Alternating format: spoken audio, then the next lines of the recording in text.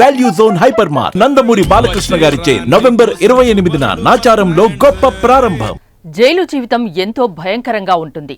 అది నెల రోజులైనా సంవత్సరమైనా అయిన వాళ్లకు దూరంగా 4 గోడల మధ్య జీవించాల్సి ఉంటుంది.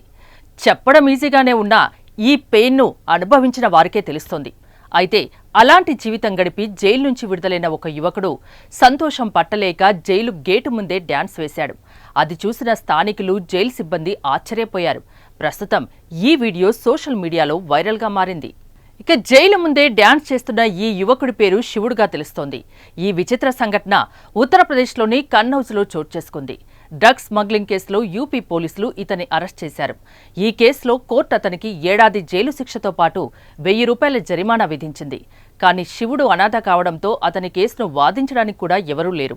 దీంతో జైలు శిక్ష అనుభవించాల్సి వచ్చింది. రాజ్యాంగ దినోత్సవం సందర్భంగా జిల్లా న్యాయ సేవాధికార సంస్థ కృషితో ఎట్టకేలకు విడుదలయ్యాడు. అతనితో పాటు మరో ఖైదీ కూడా విడుదలయ్యాడు. ఆ తర్వాత అతను జైలు నుండి బయటకు వచ్చాడు. అలా జైలు నుంచి బయటకు రాగానే సదరు యువకుడు ఆనందంతో డ్యాన్స్ చేశాడు.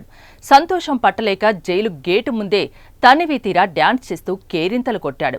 ఇక అది చూసిన జైలు సిబ్బంది కూడా అతన్ని ఉత్తేజపరుస్తూ చప్పట్లు కొట్టారు. ఇక ఈ వీడియో సామాజిక మాధ్యమాల్లో వైరల్గా మారింది. ఇక ఈ వీడియో చూస్తున్న పలువురు పలు రకాలుగా కామెంట్స్ చేస్తున్నారు.